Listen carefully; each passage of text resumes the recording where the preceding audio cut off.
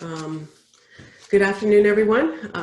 My name is Sandra Smith, and I am the faculty chair of the program in criminal justice. And it's such a pleasure to have you all join us again. Today we have as a guest Brian Corr.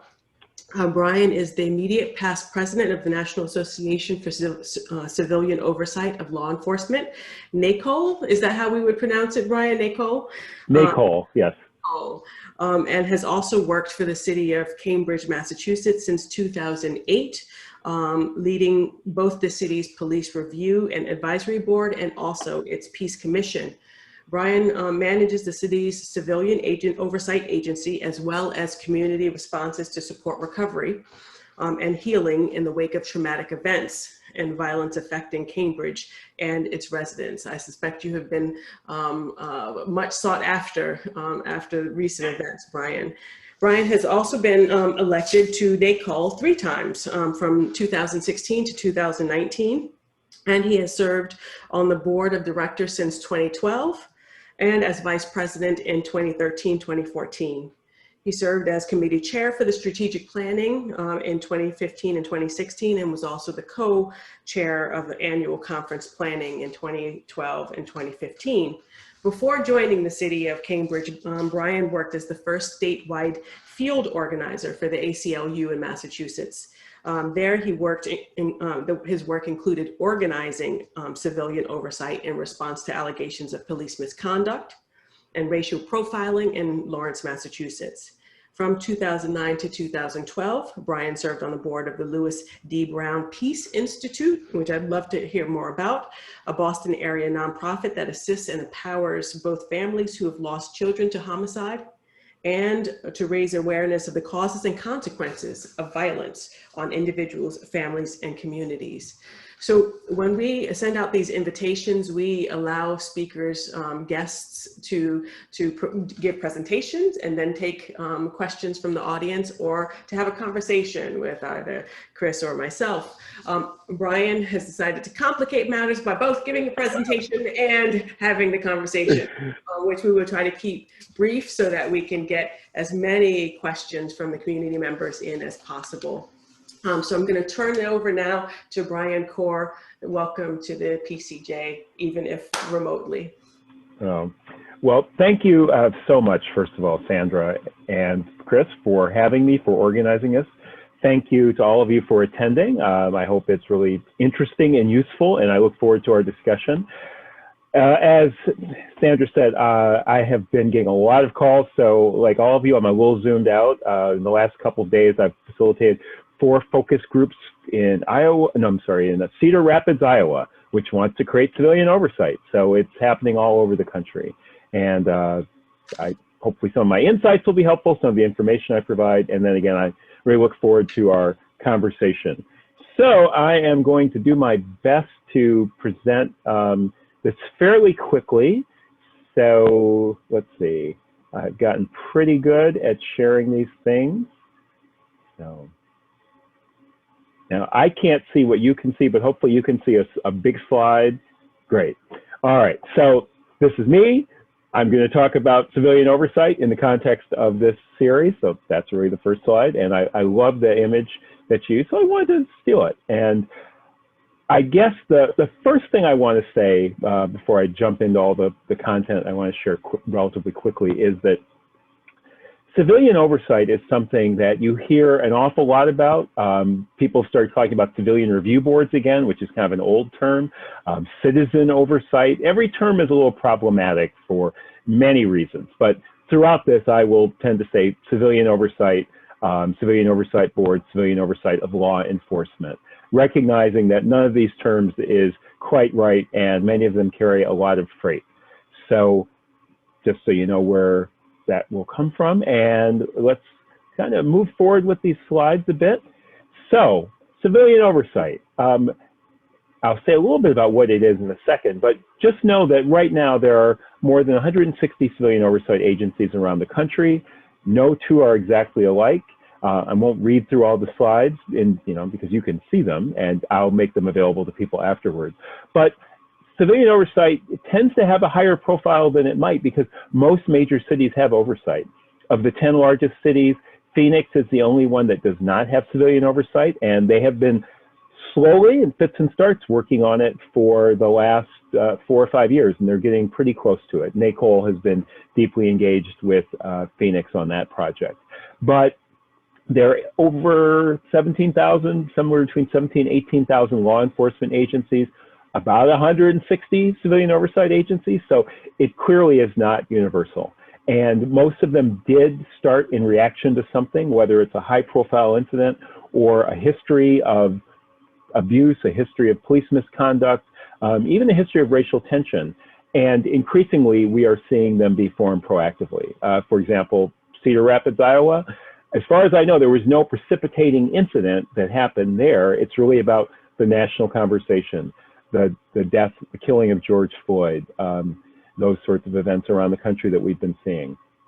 And under the previous administration, you would see a lot of civilian oversight being formed as a result of consent decrees from federal Department of Justice investigations into systemic civil rights abuses. So right now, we haven't seen much of that, although we did see a DOJ civil rights investigation in Springfield, Massachusetts, which is one of the 4 communities in Massachusetts that have civilian oversight. So it's been interesting seeing that, and I'm getting to have a little bit of work I get to do with them. So, but that's kind of where things are. And again, I'm not going to go through all these things in detail, but this slide talks about the state of the field and effective oversight, preliminary observations. What this is from is a research study that NACOLE has undertaken. We got a grant from the Department of Justice COPS office.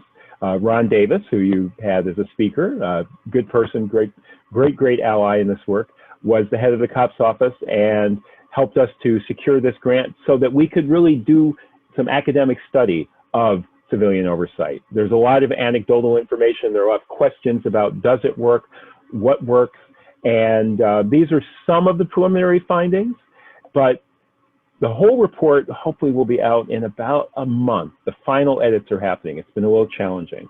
And I will say, due to Ron Davis's foresight, we are able to publish this. In the good old days, the COPS office would publish or not publish. He wanted to make sure that whatever information we uncovered and came up with would be available to the public. So I'll say a little bit more about that in a moment. But I do want to highlight a couple things on this slide. Really the last 2 things. So there's a real increasing focus on front-end accountability. And I know, again, one of the speakers who will be coming is Barry Friedman, another ally in this work and a friend, and he'll talk about that probably quite a bit.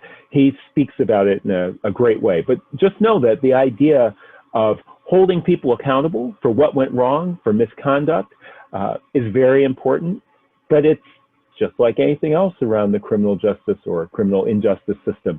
It's a lot better to deal with the problem ahead of time than to deal with the aftermath of something that's gone wrong. So if we can change policies and procedures, if we can find what the community wants in its policing and its law enforcement and do that as opposed to trying to fix what went wrong, obviously a lot better.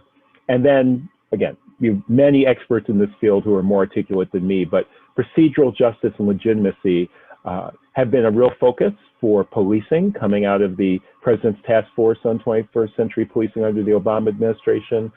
Professor Tracy Mears at Yale Law School and Professor Tom Tyler there have done a ton of work on this, and it's also applicable to oversight. So that's one of the biggest challenges in oversight, is that as difficult as it is for police departments to operate in a way that's both procedurally just and in a way that creates legitimacy, I actually think for oversight, the challenge is harder because our stakeholders involve the community broadly, complainants, activists, elected officials, municipal staff, police officers, police leaders, unions, et cetera, et cetera. So it's a challenge, but it's a challenge that we have the ability to meet.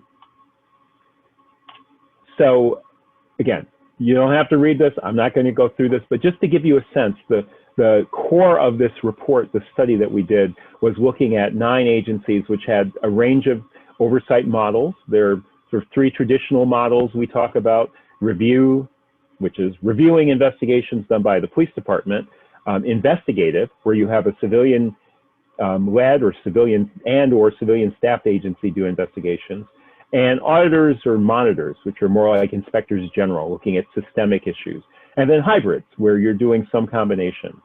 So we did those case studies, and then we did some other surveys of civilian oversight agencies around the country to come up with our 13 principles of effective oversight. Again, not going to read them all off, make them available too, they'll be in the report. But I do want to say that these principles really are applicable in a sense to everybody, but because of the great range of the size of agencies, not every civilian oversight agency can and needs to do all of these things.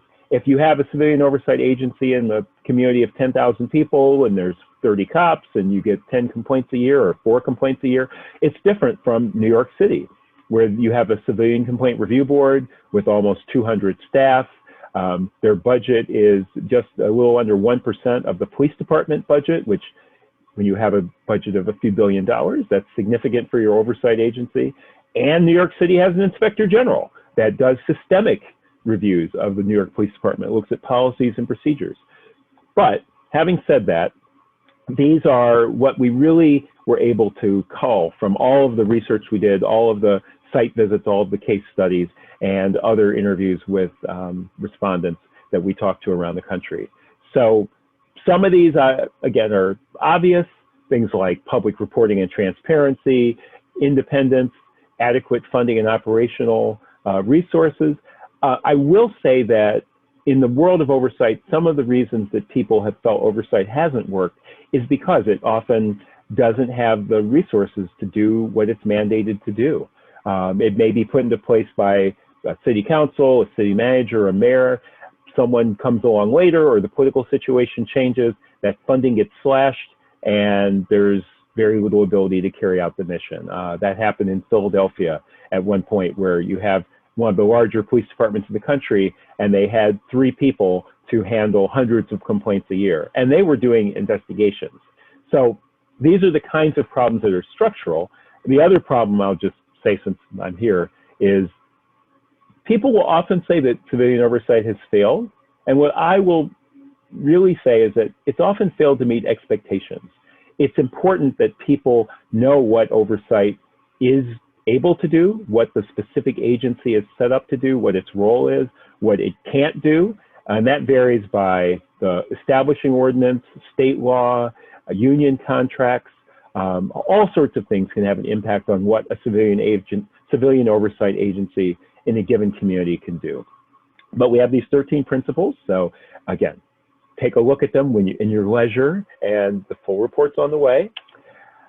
The considerations I want to just mention when you're looking at these 13, if let's say you were wanting to start civilian oversight, like the people in Cedar Rapids, basically, what fits? People often ask me, what's the best form of oversight? What's the strongest form of oversight? What's the most effective form of oversight? And my answer is, the best thing for your community is the best fit.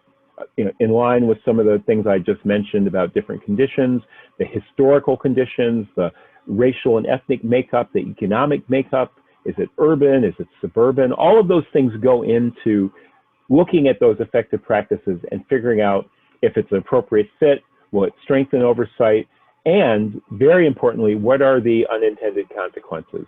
A very short anecdotal story. When I was in New York a couple years ago testifying before their Charter Revision Commission about some of the changes that they did end up making to make the board more representative, to ensure it had adequate funding, one of the groups of advocates there was pushing for an elected civilian review board. In a lot of ways, that seems to make sense. It's accountable to the voters. It's not appointed by the city mayor or the city council. However, in New York, one of the things I pointed out to people was that if you make this an elected position, it becomes inherently political. The police unions will mobilize, and New York has 4 separate police unions, very powerful, very strident. They will mobilize, and they will have a lot more ability than you may think. Often progressive organizers think that we can out-organize everybody, but it's not always the case. So it's important to think about unintended consequences of any aspect of oversight, but especially when you're looking at those effective practices. What's going to work? for your community. Finally, with this piece, I just want to say, again, relatively quickly, that credibility is deeply important. It's a huge part of legitimacy. And again, you have to have credibility with all of the stakeholders. Part of that is these basic things you see on the top of the slide, things like familiarity with police practices. It's one of the things that law enforcement people will often worry about is that we're going to get a bunch of amateurs or people with axes to grind or activists who are coming in with an agenda. And everyone has bias, everyone has an agenda, but it's very important that civilian oversight boards and staff and the work are impartial and objective. And that's, I will say, that's often a challenge, because if oversight has been formed in a community because of a high profile death or situation, activists are calling for oversight. Especially in the last couple of years, we've seen increasing calls for community-based organizations to select people to be on boards or for boards to be elected. And that means you're bringing that experience. You have to hold why oversight exists in your community as you do your work. And you have to be impartial. When you're looking at specific cases and complaints, you have to be objective.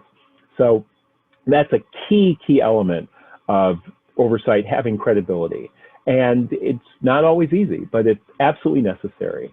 Again, this kind of goes into all of that, but I will say that that's a huge part of what NACOLE does, is we do training. We have an annual training conference.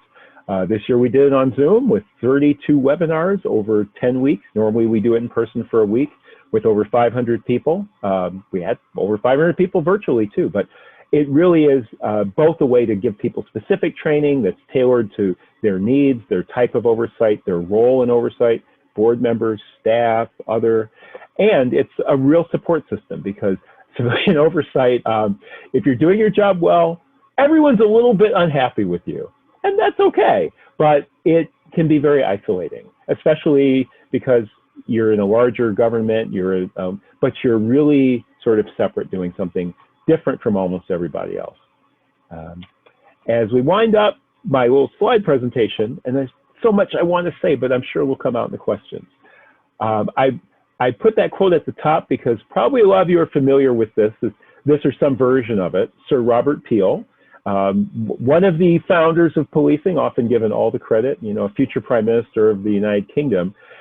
And this is important. It's not the only narrative of the history of policing in the United States. It's one of the threads, one of the streams that led to where we are today. And of course, there's a lot more awareness now of the role of the slave patrols and slave catching in the creation of policing, of ethnic unrest and labor unrest in the creation of policing. And Sir Robert Peel's "the police are the public and the public are the police" is part of it as well. And I focus on that not because it's the only truth, but because it does lead to these basic ideas that some form of oversight is important to strengthen trust with the community. And I would say that's got to be more than an elected mayor or an elected sheriff. It has to be something that's a little closer to the work of the police department or the law enforcement agency.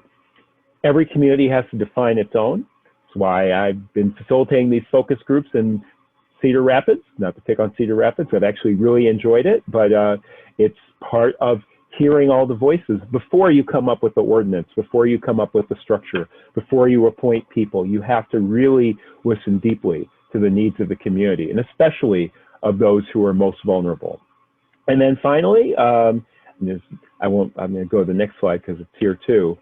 Civilian oversight alone is not sufficient to gain legitimacy, but it's difficult, if not impossible, for the police to maintain the public's trust without it. So that is a key thing, I think, to remember. And not to say that the police department or law enforcement agency that doesn't have civilian oversight can't have amazing, good, deep, positive relationships, but I would say that civilian oversight can always help. If I had more time, I'd talk about how it can help law enforcement in ways separate from how it helps the community and individuals, but just know that from our analysis at NACOLE and my personal analysis, civilian oversight can be an immense help to police leadership as they work to promote good policing, manage, supervise, and help build positive relationships between a police department and the community it serves. And I will just say that that picture, that picture goes back to the 70s in New York. So there was originally a civilian review board, the CCRB, Civilian Complaint Review Board, that was structured rather differently, really was part of the police system and the police commission. So people were pushing to make it what it is today, an independent agency. But that work continues around the country. And my last slide, I'm just going to leave this up there for a little bit because there are two concepts here which I think are related and deeply important. Some of you may have seen this, but I really ask people to think about this and take this in, because if we want oversight to work, if we want oversight to make change, these are both deeply important concepts. Because it's not just about technical improvements. It's not just about rewriting policies. It's not just about training or findings or getting rid of bad apples or changing how we hire people. The first, nothing about us without us is for us. So as we think about engaging communities, we have to keep that in our minds. It's really challenging to do in many cases, especially I say that as a government employee who used to work as a community organizer, but it's vital that we have to do that. And then this quote, which you've probably seen before, it's often attributed to a single person, and she has made it clear that she didn't come up with this quote. This was a quote that was part of the community of Aboriginal activists in Australia, in Queensland in the 70s. But I'm going to read it out loud. If you have come to help me, you are wasting my time. But if you have come because your liberation is bound up with mine, then let us work together. And I think that that is essential for all of us working in civilian oversight. In fact, any part of the systems around criminal justice and issues in our society where people don't get what they need to have fully human, dignified lives. We have to recognize that our struggle is their struggle and they are us, and their liberation is bound up with our own liberation. So with that, I am going to stop presenting and talking and allow the flow of this session 3 to go back to a more traditional way of doing things. But I appreciate your flexibility in letting me do that presentation. So, absolutely, this is amazing. And I actually want this, if you could share that slide so that I can make a poster out of that. That is incredible to me. I'll send it to you. So Brian, because of time and I want other folks to be able to get in, I think I'm going to limit mine to just one question, maybe two, if there's enough time.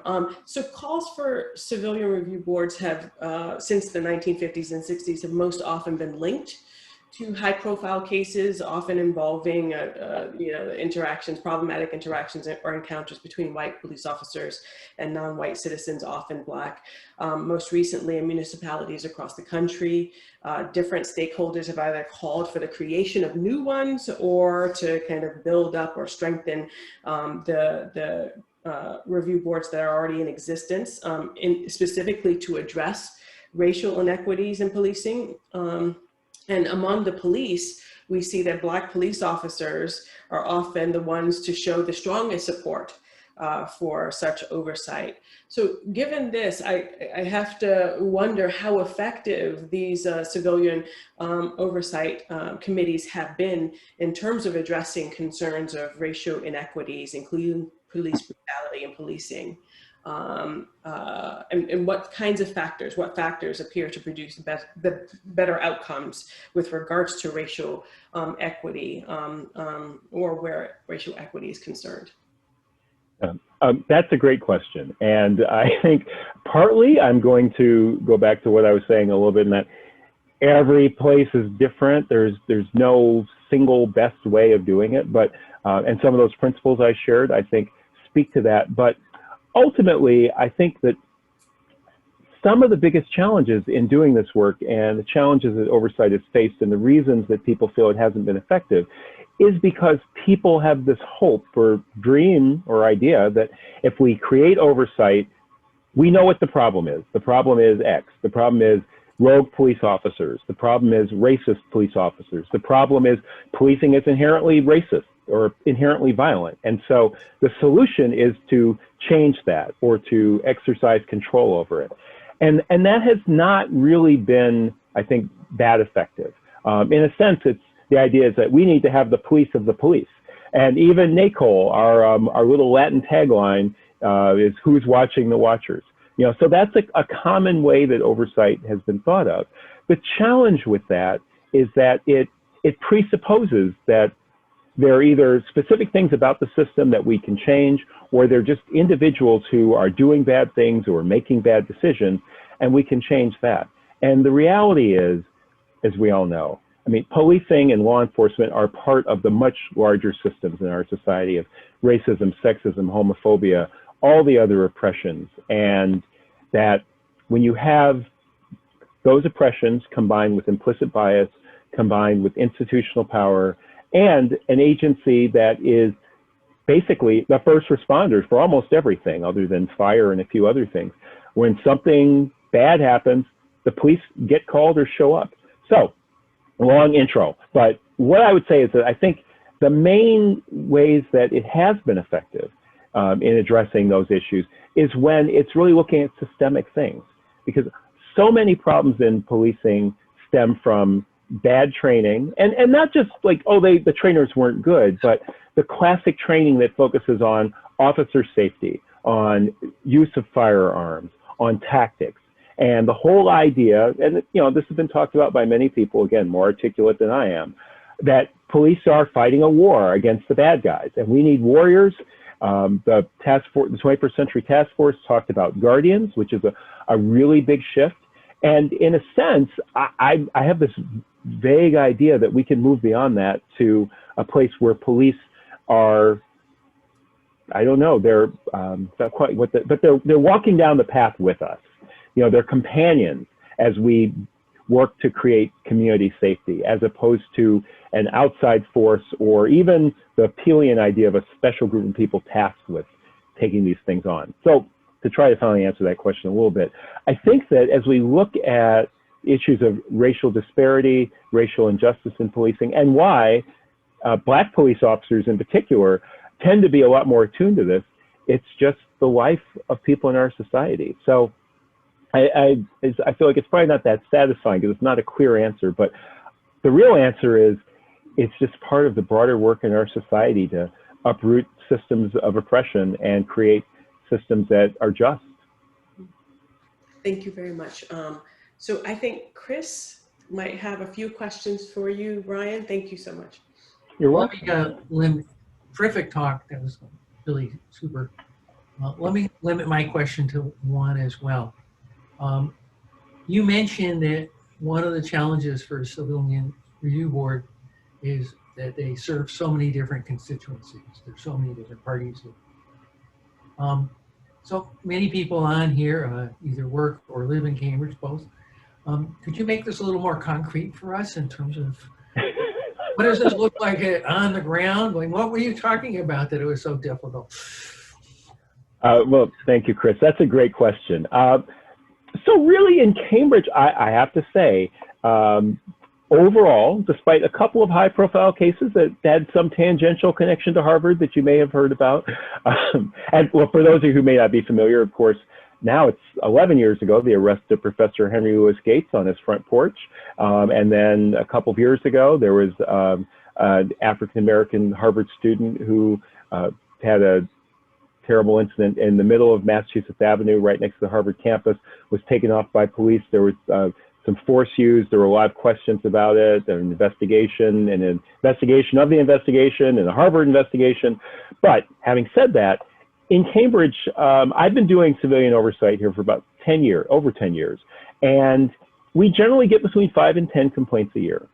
So when I was newer in the role, I was very concerned because people in Cambridge aren't shy. And I know that in a lot of communities, people don't file complaints because they don't trust the process, they don't trust the police, they're afraid of retribution, or they don't know about the oversight agency. So we started to do more work on outreach and talking to people and just trying to hear about people's experiences. And what I eventually came to was that the reason about the only thing in Cambridge people don't complain about is the police department is because our police department has learned a lot. And part of that is we have a very collaborative relationship. At one point, I'll never forget going into the police department to meet with the internal affairs people, we call it professional standards, to talk about some cases, because in most cases we have them investigate on our behalf just because we get so few complaints. It doesn't make sense to have a dedicated investigator for 10 complaints, and they're almost never use of force even. And they said, oh, well, there's a file room, go on in. I think the second drawer is where those cases are. Look through whatever you want. That is incredibly unusual. Now, that's somewhat based on my personal relationships I developed and the people who were there. There's no written document that says that the director of the City and Oversight Agency has free reign of the file room. But that's the kind of thing that is important to be effective. Now, and I may have lost track of part of your question, Chris, but. I was just trying to, you and I have talked a bit about the times how it's challenging in terms of the community's view versus the police's view. And, yeah. Yeah, I think, even in Cambridge, you have a challenging job.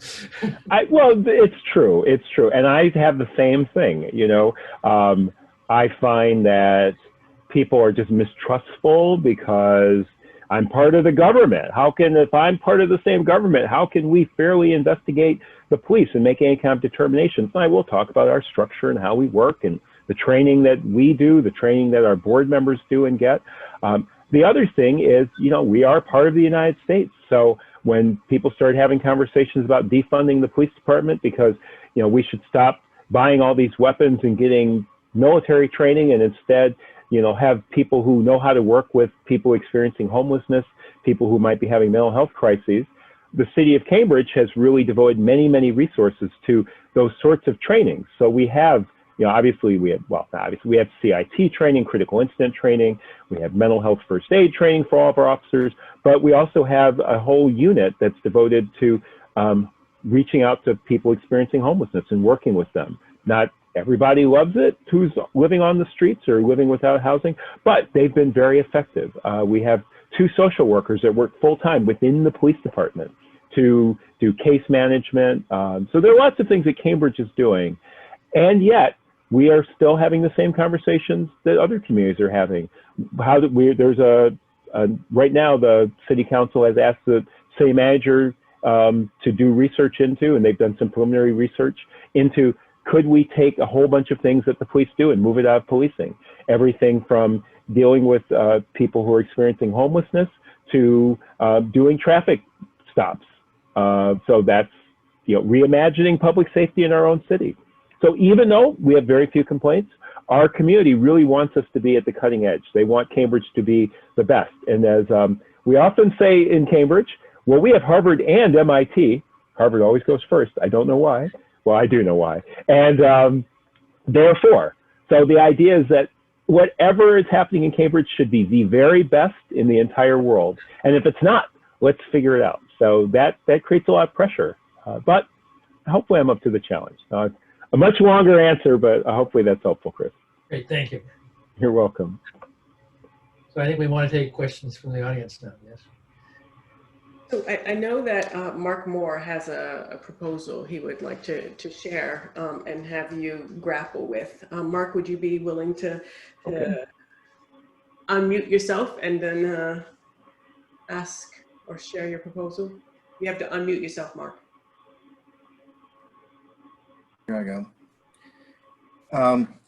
Would you be willing to put your slide of the principles? Let's see, I can't remember. It was one of the first, second or third slide that went up. The principles of effective oversight? No, it was the different styles of policing, and then we can do the principles of effective oversight. But the first one, the different methods. Second slide, third. Can you put your slide show up again? Okay, let's see. This is good news. I mean, I want to use that as a way to say how the conversation has changed since the last time I was deeply engaged in it. And it's a favorable story, I think. So let's see, is it this one? No, it's the next one. Let's see. Oh, I only have about 10, so let me try one. Back. Let's see. Go. Sorry. Go forward.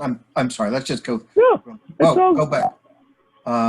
it's the one where you tried to describe what the trends were. Oh, here it is. And that was the one. Okay.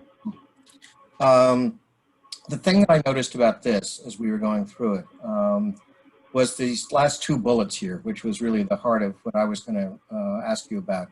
Great.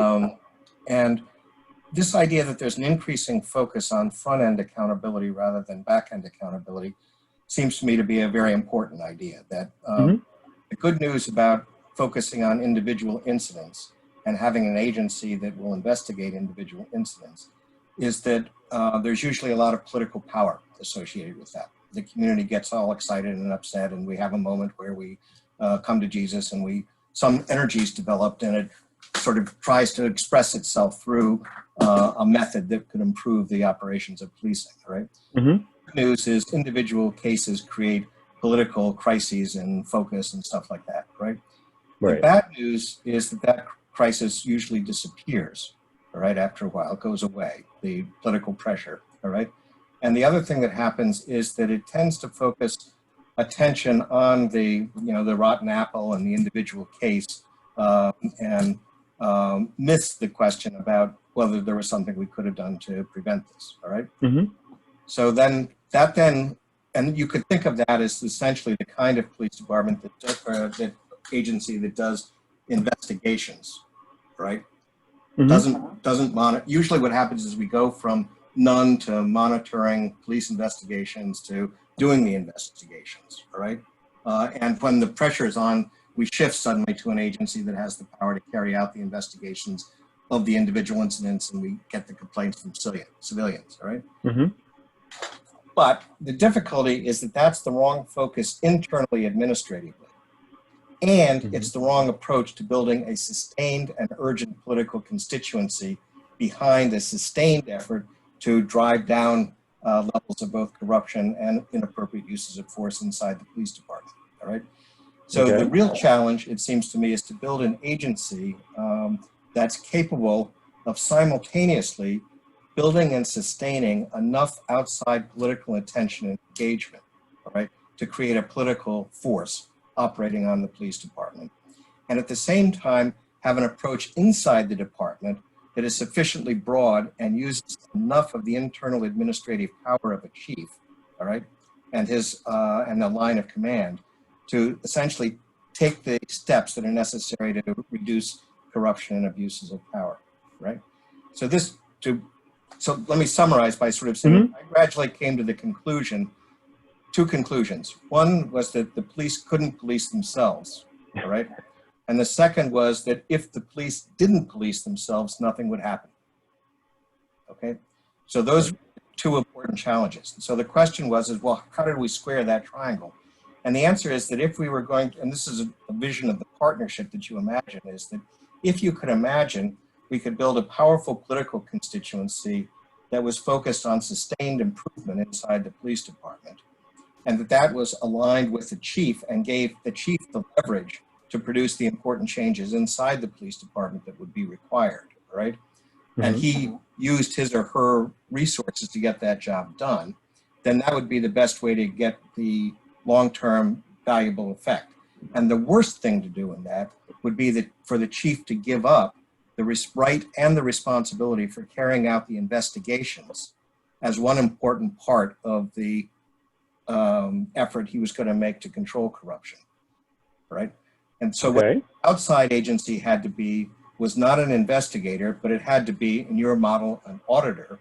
And the auditor had to be looking at aggregate numbers about what was happening to the way the police were operating, whether they were getting better or worse with respect to corruption and abuses of power, and commenting on the methods that the police department was using, and building a constituency to complain about the inadequacy of the police leadership, not the police officers, if they didn't have in place a particular set of systems that would be capable of controlling corruption and abuse. Does that make sense to you? Because the problem here is which side is the, Chris was asking you about the different constituencies, and the two primary constituencies here are the community and the police, right? And the question is which side, and let's suppose for a minute the community is very demanding with respect to minimizing the use of force and using it fairly and zero corruption and all that sort of stuff, all right? And let's suppose the chief himself is, or herself is in favor of that too, all right? But now they have to find an administrative intervention that can actually reduce the frequency of those events, all right? And the question is what would get them on side to deploy every administrative tool they had to accomplish that objective against the preferences of 15 to 20 to 30% of their own police force? And that, it seems to me, is the question for, so the agency has to build a smart, observant constituency that can give the police chief enough leverage to be able to go after his own department. Yeah. Well, first of all, thank you for sharing that. So overall, I appreciate and agree with a lot of what you said. I think that you raised some really important points around the role of a police leader. And this comes up a lot, especially in current conversations where we're seeing more and more communities that they really want to have control over the police department. And if you look at Oakland, California, through an ordinance that was done through referendum, they now have an oversight agency that's really a police commission, basically, that has direct oversight of the chief. And as many people may know, they fired the chief, who was brought in as a reformer after the period of where they had, I think, 4 chiefs in a week. There was a whole horrible sex scandal involving multiple agencies in the Bay Area. And some people have really said, so how is the chief going to really lead a department if the chief doesn't have the final say, if the chief doesn't have the final say about discipline and termination? And a couple of things. I mean, the reality is, in many states between police unions and arbitrations, the police chief doesn't have the final say. I was talking to Chris, earlier today, and we were talking about the officer in Boston, David Williams, who twice got fired for horrible police abuse and twice got his job back through arbitration. It's so easy for that to happen. The other piece I would say is that I do think that it's important when you get outside of the sort of the specifics of how is the police department managed, how do you manage change, how do you have effective change? I agree that it's very important to have outside constituencies pushing for that. Civilian oversight can be part of that in different ways.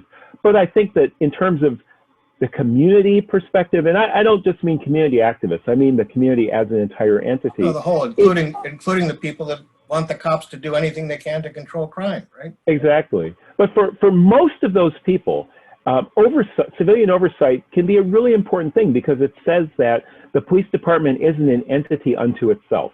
And we just know that there are some differences between a police department and any other government agency, almost any other government agency. And it's not just that they can use force up to and including deadly force. It's that they respond to everything, that they have the ability to ruin people's lives. But the last thing I'll say in response, because there's a ton, I would love to have this conversation in greater depth. It's also, for me, it's so much of the problems are not just misconduct by individual officers. It's really systemic issues. And I'm not talking about systemic racism. I agree. I'm talking about systemic training problems, but most importantly, and I didn't get into this because I was trying to be good about time, the role of trauma.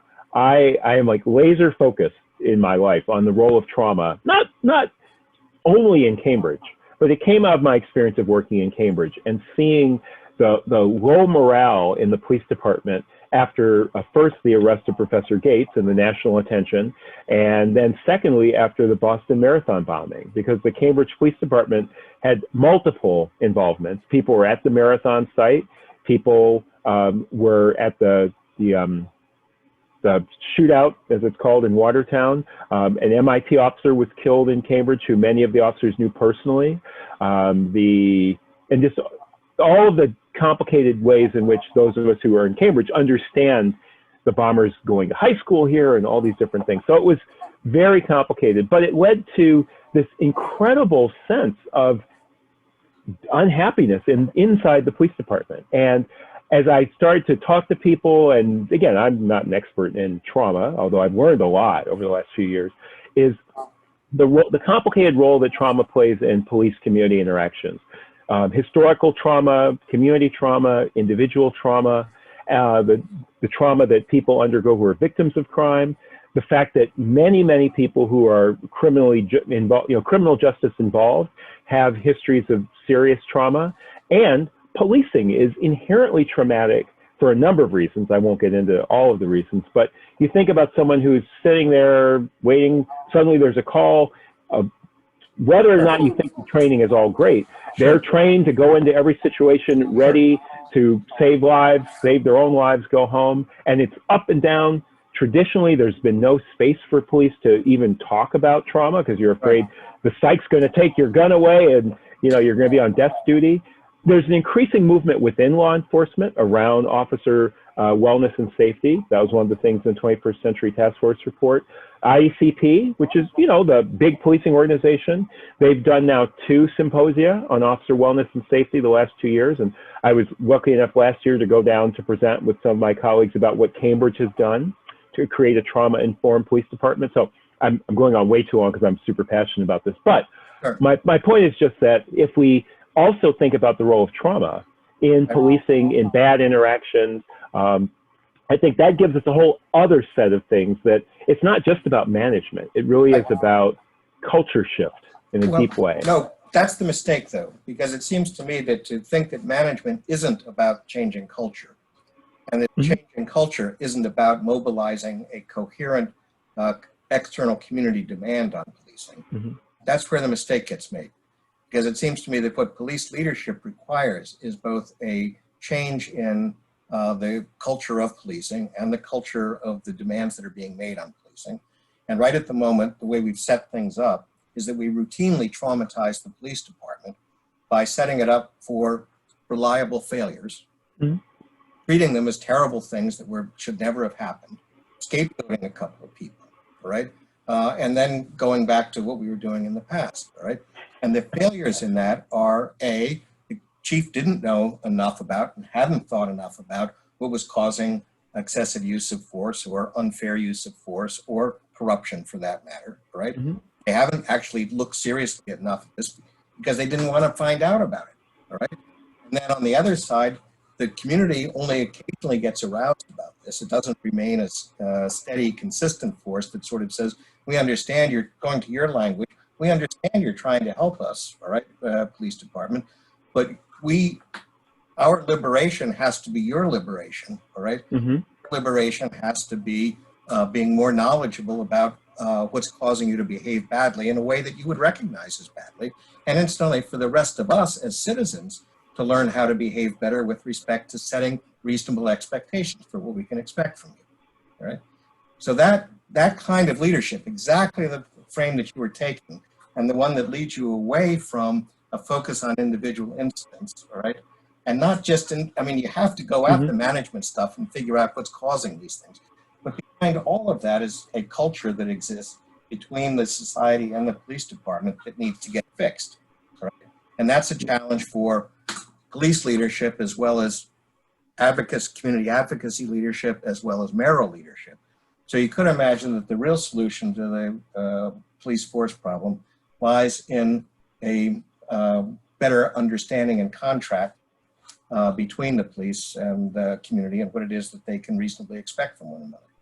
And it might be the job of your committee to show people what that agreement could look like and what the actions that would be consistent with that in a way that would seize the commitment of both sides. No, I appreciate that. And I'll just end by saying, in fact, that's a lot of what not to talk about Cedar Rapids all day, but that's a lot of what the people in Cedar Rapids have been talking about is there's definitely interest in looking at individual complaints, but there's a real interest in transforming the culture. And not everyone agrees on what the culture is, but all these people who've come to the focus groups agree that in their very white Iowa city, there are immigrants, there are people of color who feel mistreated. There are a lot of people with mental health issues who don't get the services that they need and all the issues that we know about. So I really do appreciate what you're saying. I think you raised some very important points. Mark, we're going to have to move on to some other, but I really want you two to be in touch with each other, and Mark will be in touch with you about this really interesting idea. So I'm going to ask for Linda Robeson to present her question. Linda? Sorry, I needed to find the unmute button. Really appreciate this opportunity. Thank you so much for presenting today and offering your expertise and insight. I had been wondering if you or anyone else in the group today has any examples of jurisdictions that have successfully navigated that process of building trust with the community, between the community and the oversight authority, especially when it comes to that, as you say, a mutual understanding of expectations. You said often when people say, oh, they failed to do their job, it's not that they failed necessarily to do their job, but they failed to meet somebody's preconceived notion of what could be achieved. You know, an oversight board, especially if they're doing that front end accountability, the arc of progress can be very, very long. And it can seem to the community like there isn't any kind of tangible action that's happening. And in particularly when you have a community that is in distress, that there has been some kind of sentinel event, and they're in the streets and they have placards that say justice now, and they want, you know, immediate relief. They want to see some, you know, immediate tangible gains, but the oversight board is not necessarily set up in a role to give the community what they want.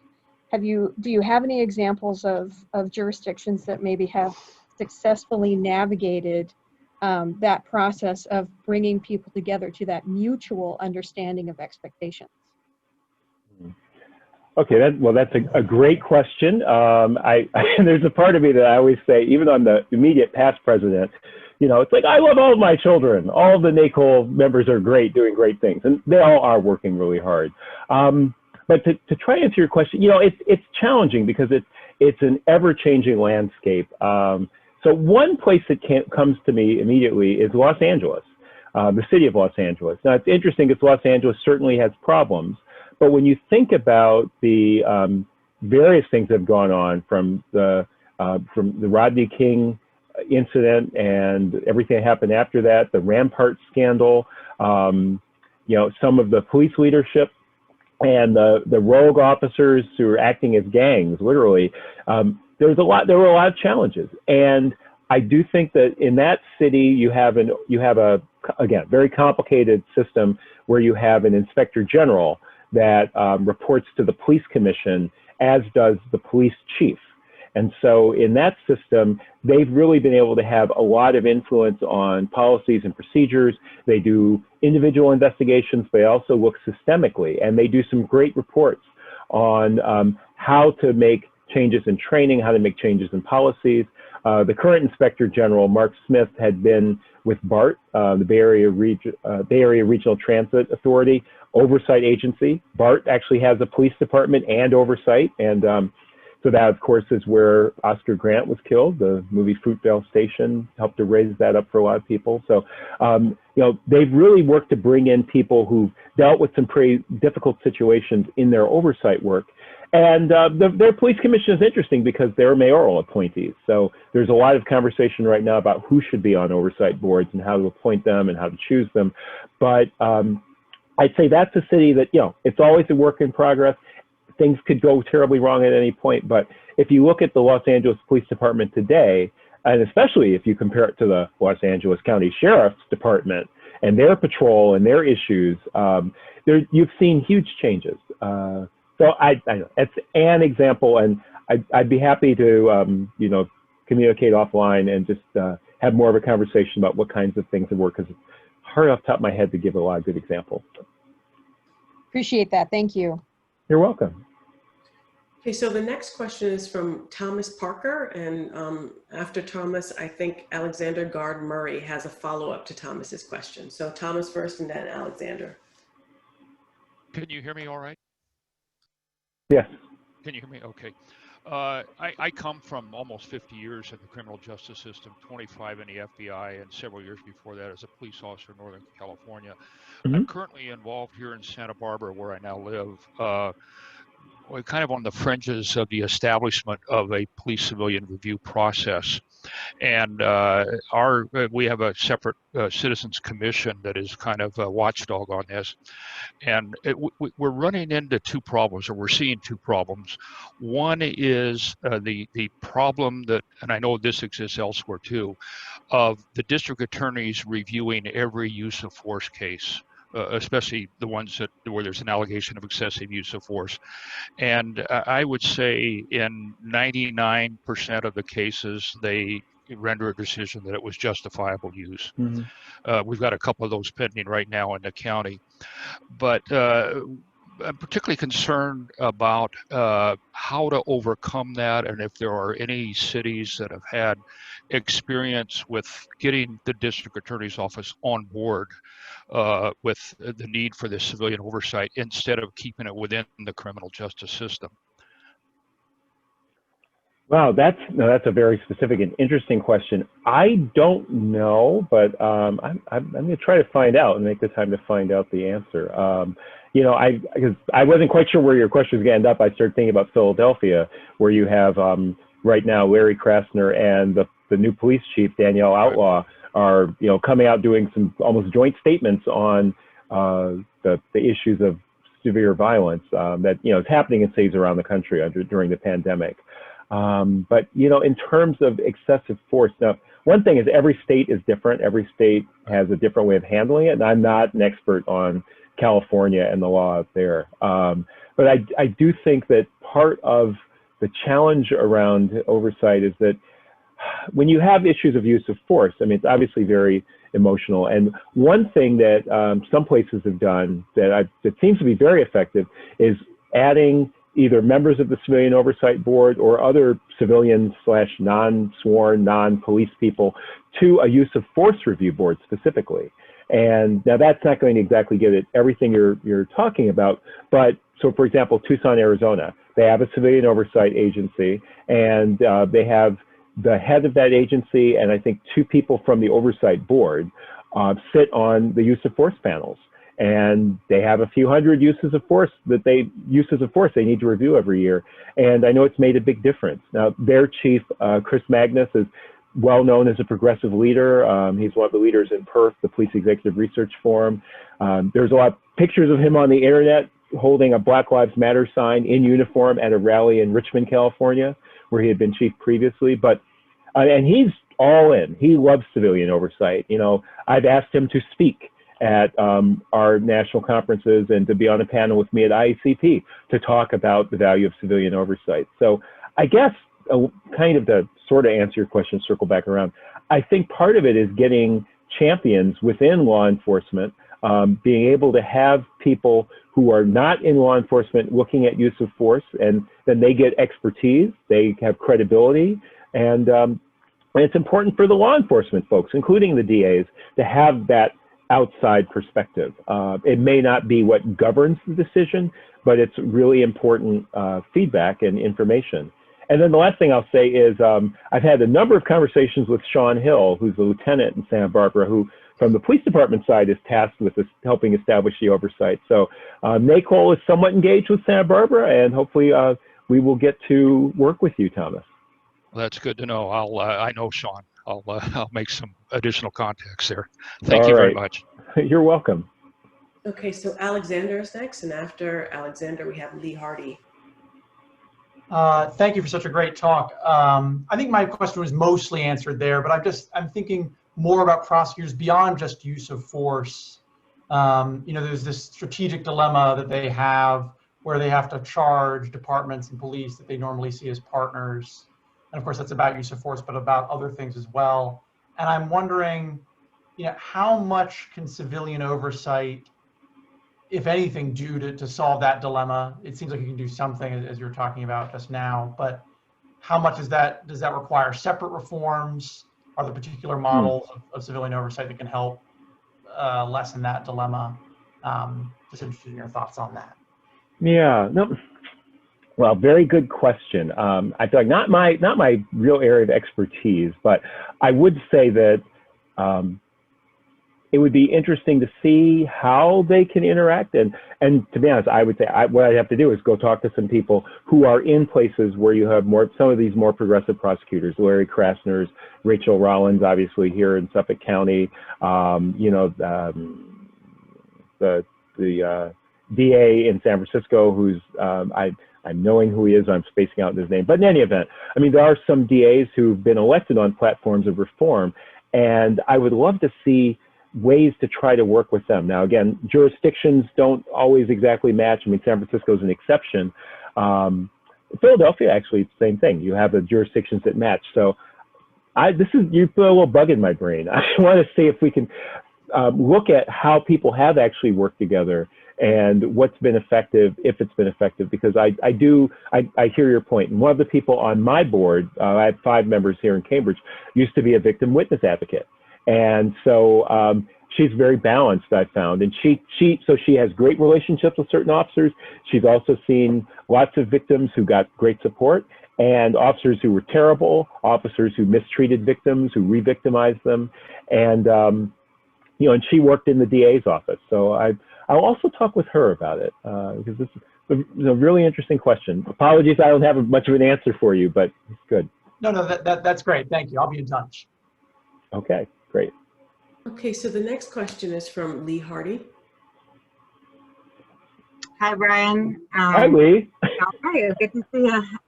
So my question, someone sent me a great article. So, but the question that I asked was, if any of the oversight committees you listed, do they track rates of family violence and partner violence offenses, the rates of that, and or kind of what happens in those cases? And if so, what is that showing at all? So that's a really great question. I don't know that they do, but I also don't know that no one does it. I mean, the thing about oversight is it's such a varied field. My guess would be, though, that would probably have to come out of the police department. And in some places you might be able to do it through public records, but I know here in Massachusetts, at least, if you're a police officer and you're involved in any way, shape, or form with the criminal justice system or other police, you need to report that to your agency. So if you get into a shouting match over a parking space in another town and the police are called, you need to report that to your own office, your commanding officers. So I would imagine that the police departments, well, I know they have access to it, but I don't know. And I would love to see that article. Well, I guess I'm looking at the chat now. I will have to check out that article as well. So thank you. Sorry I don't have more of a specific. No, thank you for your presentation. It was the beginning of my question, so thank you. You're welcome. Great to see you. Thank you, Lee. The next up is Tawana, and after Tawana, Anthony Finnell. Hi, thank you for this talk. So I'm out of Detroit, and I believe that in some ways we're 50 years ahead of most places with having had a civilian oversight body for so very long, as well as a predominantly Black police department. But one of the complications that a lot of community members face is that our civilian oversight body appears to be an extension of law enforcement. And so although we agree that they should have a good relationship with law enforcement, the fact that they're housed in Detroit Police Headquarters, the fact that there are retired officers appointed to the civilian oversight body, and those sorts of things kind of take away from the principle of independence. And so I'm wondering what your viewpoint of that is, because it's very difficult to kind of get a lot of things through the civilian oversight body that community members are seeking. Yeah. Okay, so let's see, 3 or 4 things on the front end. First of all, Cass Tech 82. So I'm a native Detroiter. All right. CT fired up. I went there for 3 years. My son graduated from there, but go ahead. So this Detroit talk. And also, the chair of the board, Willie Bell, is on the NACOLE board. He was elected. We have elections within our organization. So he was elected to our board just as he was elected by the people in his district. So Detroit, I mean, as I said, every oversight agency is different, but Detroit has a unique model where the majority of the oversight board is elected in the same districts as the city council. So there are 8 city council districts, I believe, and then there are 8 elected oversight commissioners for their civilian oversight commission, their police commission. And then I think there are 3 mayoral appointees. My understanding, I mean, Willie is a former police officer, and I think that, and this has come up a lot, you know, and I mentioned, I think I do so many of these talks, I forget what I said to whom, but I think I said this about New York, that there were people proposing electing the board. And what we see in Detroit is that former police officers have done a great job at running and saying, look, I'm an African-American, I'm a former police officer, I know how these people operate. I hate to cut you off, but that is not what you're saying is the opposite of how I experience it. I attend every single board of police commissioner meeting, and I guess I would just say, does NACOLE ever sit in on those and hear like the community perspective or how those meetings are facilitated by, and I don't want to name like individuals, but I do want to say that the narrative doesn't always match the experience. And so, especially the elections so as an example, you know, we have certain officers who are consistently elected amongst the board to chair the board from the same board, who kind of just recycles through, and you know, and it's been led a lot by law enforcement, and that a lot of community members are against the you know, that's one district, but a lot of community members are against the idea that a civilian oversight body could be housed in police headquarters and led by former police, because it's supposed to be an oversight body that is responsible for making sure that police, you know, have a particular type of behavior in the community. So I'm not trying to be argumentative at all. No, I understand that, and just to be clear from I'm thinking about the other people, and I'm just trying to explain the system. I'm not, and I'm trying to be very thoughtful about not condemning or lifting up someone who's a colleague who I work with right on the board. But I guess my point was not to say, oh, and it's great and it's perfect and it works, but that's actually one of the challenges, is that when people set up this idea of electing the board, that was I think that was sort of an unintended consequence for a lot of people. It wasn't the intention of a lot of people, as you just said, that this would lead to former police officers being elected, being appointed by the mayor. And you know, I would say in general, it's a best practice. Well, it's a good practice not to have the police department house the oversight agency. And we had our conference in Detroit, the last one we did in person about a year ago. And I actually stopped in because I wanted to check out one of those meetings. And sorry, just turning off my ringer. Hopefully turning off my ringer. And I'm not in a position to weigh in on what I thought about it, but I guess what I would say is that, you know, if I were the king of Detroit, I would have the oversight agency have a totally separate location. There can be real value to having former police officers involved in civilian oversight for those very reasons that the people who've been elected in Detroit articulate. And it's also important that they're not the only voice, and that people understand that everyone comes with biases, and that you need to be really careful about who you appoint, how they are trained, what the limits of their responsibilities are, what they need to do. So it's not an easy question, but I do think that in Detroit, there are a couple of different narratives, and again, being from Detroit originally, you know, people of goodwill and good intention disagree strongly on it. But I don't know. I'm going to stop talking. Okay, thank you. You're welcome. I know there are more questions, so I don't want to talk all night. Thank you, Tawana. So we have about 4 or 5 minutes left. So I think maybe 2 questions we can get in. Anthony Finnell and then Daniela Phillipson Garcia. Hello, Anthony. Hello. Had to unmute myself. And hello, Brian. and a great presentation. And for those that don't know, my name is Anthony Fennell. I sit on the board along with Brian on the NACOLE board. I serve as its treasurer, have served in that role for the past 3 years. I think I've been on the board for the past 5 years. And I'm also a retired police officer. So I wanted to address in part the question that I believe Tawana raised, and come a little from a different perspective. Brian really addressed a lot of what I was going to say specific to Detroit. I'm familiar with that setup, but I also wanted to just talk about that there is a value to having retired officers part of the oversight profession and oversight community. I am one example. There's others throughout NACOLE and throughout the country that also serve in this capacity. One thing I would say when it comes to having a retired officer on an oversight board is really look at the selection process and how that officer is vetted and what process they go through, as do any other non-retired or individuals that have no law enforcement background, because through that process, you can really get some valuable people with valuable experience that also have a law enforcement background.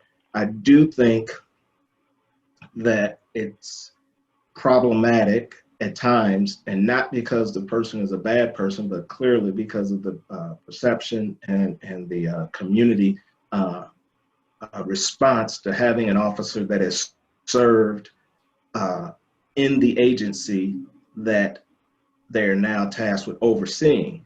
And I can understand and appreciate how that would give into the idea that maybe they're not, that oversight body is not independent or that officer is biased.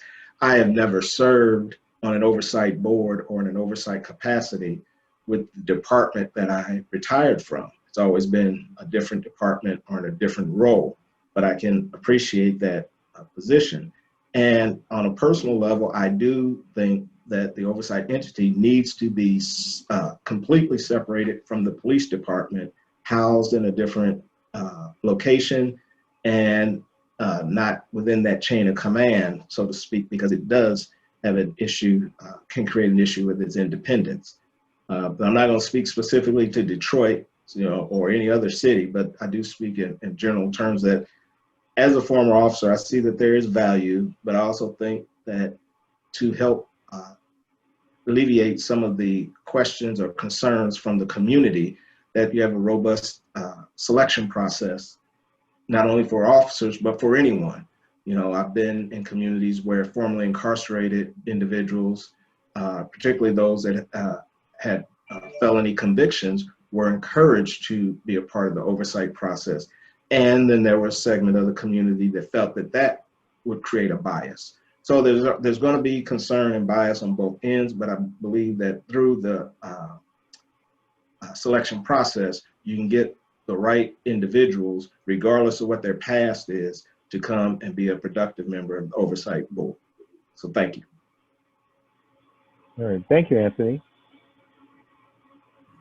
Hi, I also have a question, and it's concerning pushback from police departments to police oversight. So for example, in New York, we see the CCRB, or the Citizen Complaint Review Board, has faced significant challenges when dealing with investigations, particularly during the pandemic. So I'm interested in learning or hearing your answer to how police departments can build trust and relationships with, again, oversight agencies with police departments to work together and not have this confrontational relationship all the time. Yeah. Thank you, Danielle. That's a really great question. And to be honest, it's not an easy question to answer. Some of it I will give you some general things quickly. Part of it is having those personal relationships. People need to meet periodically. Now, it doesn't mean you have to be friends, and you probably shouldn't be friends. You're not going out, to the bar together, but to be able to have the head of the oversight agency and the police chief or commissioner or whoever the person is, at least the person who's in charge of internal affairs and that sort of thing in the police department, there's got to be a relationship. Now, again, every oversight agency is different. People have different access, different things like that.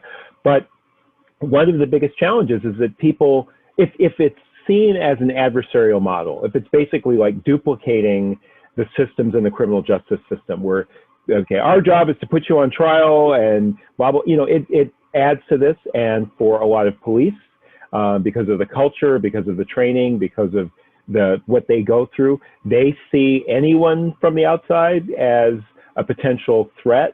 Someone judging them from the outside is even more of a threat, and that can go all the way up the ranks to the top.